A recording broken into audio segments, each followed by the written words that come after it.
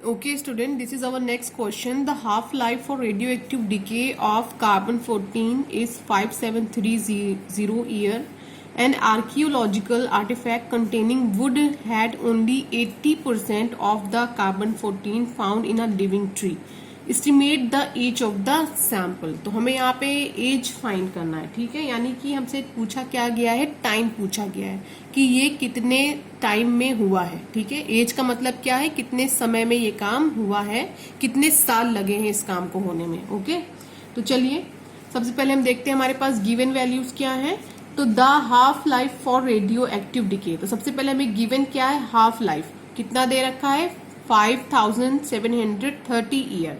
यहाँ पे given value है फर्स्ट 5730 ईयर, ये हमें गिवन है। ओके, अगर हमें ये गिवन है तो इसकी हेल्प से हम लोग रेट कांस्टेंट के तो फाइंड कर सकते हैं, क्योंकि हमारे पास फॉर्मूला क्या है, 693 divided by T half. Okay, चलिए हम पुट करते हैं इस फॉर्मूले पे। तो k is equal to 0.693 divided by 5730। Okay, तो ये क्या है हमारे पास, t की वैल्यू है, सॉरी रेट कांस्टेंट हमें मिल गया। बट हमें यहाँ पे फाइंड क्या करना है, टाइम फाइंड करना है। तो टाइम के लिए हमारे पास फॉर्मूला है फर्स्ट ऑर्डर रिएक्शन के लिए 2.303 divided by k log r not upon r, initial concentration divided by final concentration. Okay, चलिए हम आगे क्वेश्चन पढ़ते हैं। An archaeological artifact containing wood had only 80% हमको दिया गया है, ठीक है। सबसे पहले इन्होंने क्या बोला है कि कितने परसेंट कंटेन है, 80%। और परसेंटेज में बात हो रही है तो इसका मतलब जो इनिशियल रहा होगा है वो तो 100% ही रहा होगा। भाई परसेंटेज में बात होती है तो ये तो काफी टाइम पीरियड होने के बाद 80% बचा है, शुरुआत तो 100% से ही हुई होगी ना। तो इनिशियल पे हम क्या रखेंगे, 100, और उसके बाद हम फाइनल पे रखेंगे 80। ओके, तो चलिए हम रखते हैं t is equal to 2.303, k की वैल्यू पुट करते हैं 0.693। जब पुट करेंगे तो ये क्या है हमारा, डिवाइड में होगा, तो इसको मैं डायरेक्ट ही मल्टीप्लाई में कर देती हूँ 5730। ओके, तो यहाँ पे क्या होने वाला है, log 100 डिवाइडेड बाय log 80, ये 5 टर्म में जाएगा, ये 4 टर्म में जाएगा, ठीक है। तो t is equal to 2.303 divided by 0.693 into 5730। यहाँ पे log की प्रॉपर्टी लगेगा तो क्या होगा, log 4 minus log 5 minus log 4। तो t is equal to 2.303 0.693 into 5730, ठीक है। मल्टीप्लाई का साइन लगाइए, log 5 की वैल्यू पुट करते हैं 0.6989 माइनस 4 की वैल्यू पुट करते हैं 0.6020। इन्हें हम माइनस करेंगे सबसे पहले, तो t is equal to 2.303 divided by 0.693 into 5730 into minus करने पे हमें मिलेगा 0.0969। ओके, अब हमें इसे सॉल्व करना है, हमारा आंसर आ जाएगा, ठीक है। तो हम इसको इससे काट दें या इससे काट दें, कुछ भी काट दे, उठा के सिर्फ हमें क्या करना है, उसके बाद मल्टीप्लाई करना है।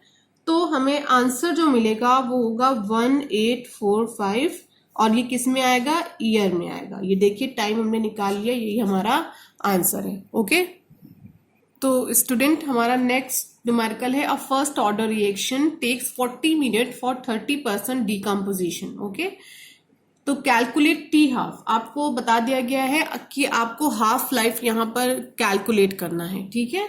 तो चलिए हम फॉर्मूला चेक करते हैं और इनिशियल कॉन्सेंट्रेशन क्या होगी ये फाइंड करते हैं, और फाइनल कॉन्सेंट्रेशन क्या होगी ये फाइंड करते हैं, ठीक है। तो यहाँ पे देखिए बोला क्या गया है, परसेंटेज में बात करी गई है, तो सीधी सी बात है इनिशियल हमारा कितना होगा, 100% ही होगा। जब भी परसेंटेज में बात होगी तो इनिशियल तो हमारा 100%, और 30% तो डिकम्पोज हो चुकी है 40 मिनट में, ठीक है। तो बची अभी कितनी है, बची हमारे पास 70% है, ठीक है।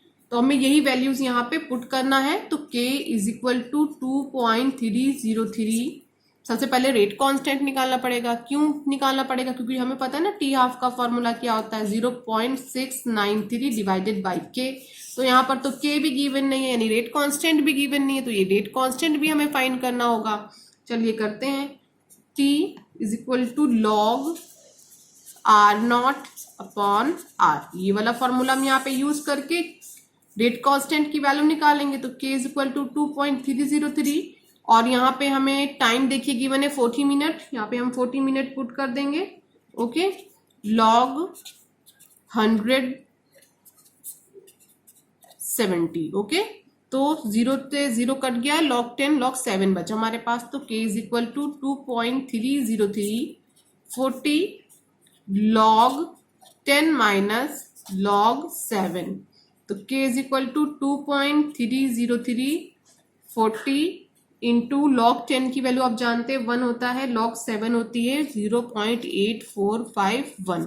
तो हम इसे क्या कर ले, माइनस कर लें, तो हमें मिलेगा K is equal to 2.303 40 into 0.1549। Okay, जब हम इसे सॉल्व करेंगे तो के हमें मिलेगा 089। ओके, तो अब हमें करना क्या होगा, इस जो के हमें मिला है वो हमें यहाँ पे पुट करना होगा इस वाले फॉर्मूले पे। ठीक है, तो क्या होगा, T half is equal to 0.693 divided by 0.0089।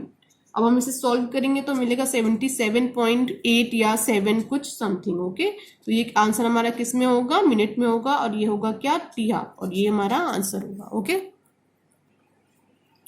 next question is the rate constant for a first order reaction is 60 seconds. How much time will it take to reduce the initial concentration of the reactant to its 1/16th value? Okay, 1/16th value। ठीक है, तो यहाँ पे सबसे पहले हमें initial rate देखना है। तो हम सपोज करेंगे यहाँ पे कि अगर हमारा इनिशियल जो रेट है या कॉन्सेंट्रेशन है, सॉरी, जो हमारा कॉन्सेंट्रेशन है वो 1 है, तो हमारा फाइनल कॉन्सेंट्रेशन कितना बताया गया है, 1/16, उस 1 पार्ट का 16 पार्ट। ओके, ठीक है, तो यहाँ पे जो हमें फर्स्ट ऑर्डर रिएक्शन के लिए रेट कांस्टेंट बोला गया है, यानी जो हमें यहाँ पे के की वैल्यू बताई गई है, तो के की वैल्यू वो जो गिवन है वो है 60 सेकेंड इनवर्स।